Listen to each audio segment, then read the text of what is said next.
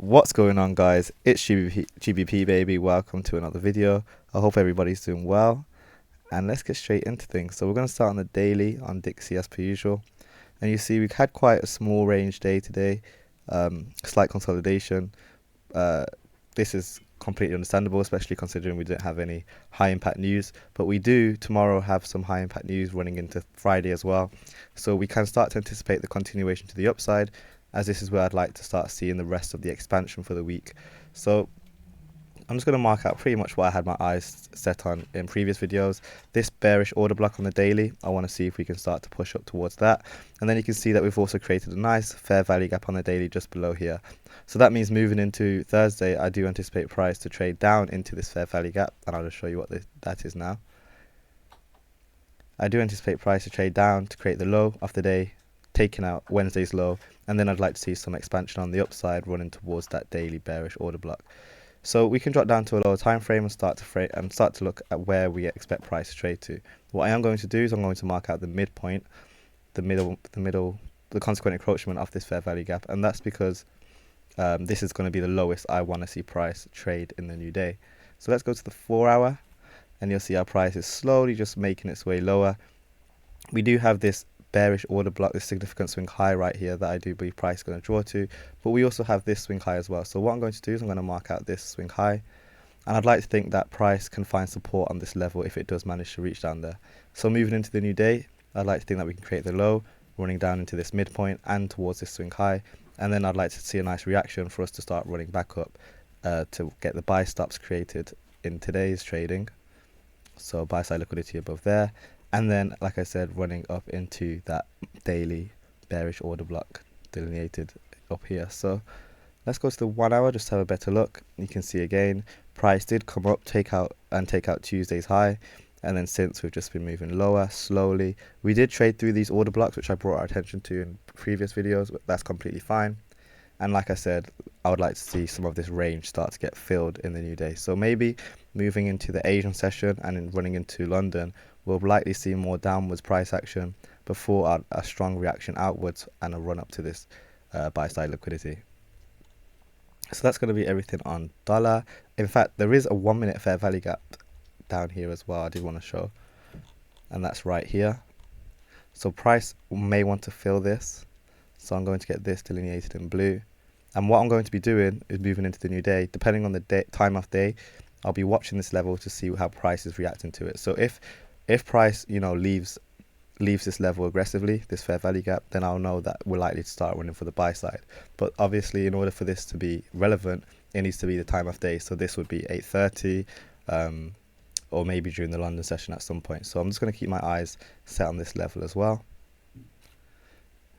But yeah, that's just pretty much everything. I want to see lower prices before expansion to the upside. Now let's go to GBP, and you'll see that GBP delivered quite nicely to the downside during their inflation rate announcement. We'll start on the daily. Now GBP is slightly lagging behind euro and dollar, and I'll show you what I mean by that at the end, so make sure to stick around. But you can see how we wicked lower, trading towards these lows. We haven't quite taken out these lows yet, so I am going to get these drawn out as targets. We've got sell side liquidity down there to move to, and we also have sell stops below here to move to as well. Now in terms of the high of the day tomorrow, you can see how this wick from Wednesday traded up into Monday's wick. So this range now has been rebalanced, meaning that I do not expect price to need to trade back up here again. So what I now have my eyes set on is going to be everything below this level. I don't expect price to want to draw anywhere near into this up into this range. So let's go to the 4 hour. And what you'll find is we do have a breaker. We have a high, we have a low, we have a higher high, and then you can see our prices delivered to the downside, running towards these lows. So as price is trading back higher into this fair value gap, I will be looking at how price again treats the midpoint of this, more specifically this wick here. So I'm looking at the last down close candle before this up move, because I'll just show you here, price has taken out this high. So as far as I'm concerned, this level has been mitigated. We don't need to come back up there. But this wick specifically, wicks are gaps too. You can see it delivered on the upside, and then we've delivered on the downside. What does that mean? That means that when price trades back into it, we should expect some kind of some level of resistance. So we can start looking for shorts on pound in this range as we trade into that. Again, preferably during London, I'd like to think that we can see the high of the day get made, and then more heavier distribution to the downside as New York trades. But here's again that last down close candle before that up move, and a fair value gap as well. So again, I'm going to be watching this level here as we trade into it, and I want to be seeing some kind of break in market structure for me to start looking for shorts for an expectation to run into Wednesday's low, these lows, and then potentially these lows as well. So yeah, it should be some nice setups. There should be some nice setups on this, and we'll see how price delivers. Let's go to Euro. We'll start on the daily with Euro as well, and it's going to be similar in terms of again seeing a high get made before moving lower. We now have a daily fair value gap that's formed. Again, I'm looking at the 50% level. Why? Because price should respect that if we are to remain bearish.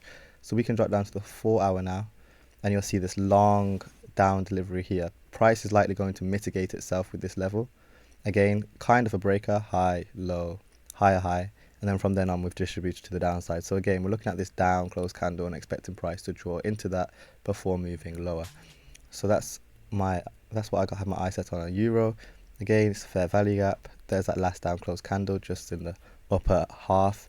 So it'd be nice to see if Euro can reach up into that before running lower. So our targets for Euro are still remaining the same on the daily. We have some swing lows down here for price to reach for. Sell stops down there. And we also have sell stops below here. Another thing I want to talk about as well is the whole aspect of internal and external liquidity. In ICT's recent videos, in his recent charted content that has been dropping, he's been talking a lot about how price goes from internal to external and external to internal, and pairing the two. Here, on the 4-hour, on the daily even, we can see we're trading up into this fair value gap. This will be classed as internal liquidity because it's inside of this range, and we need to pair that with some kind of external liquidity, which is why I've got sell side liquidity down here as a target and sell side down here as a target. So I hope that makes sense. And yeah, that's going to be everything. Let me just show you guys the difference in Euro, Pound, and GBP. So I'm just going to add GBP USD, and I'll add the dollar. And you can see how GBP has failed. GBP hasn't yet taken out this swing low from the 5th of February. You'll see that Euro clearly has taken out that swing low from the 5th of February.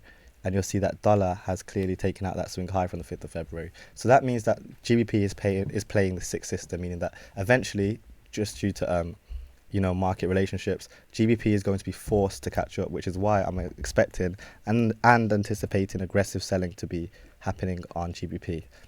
Now, GBP does have high impact news tomorrow as well, so that may play a role in that, but that's just something to take into account when moving into short positions for the rest of the week. So that's going to be everything, guys. Thanks for watching. Don't forget to hit that subscribe button, and I'll catch you tomorrow. Peace.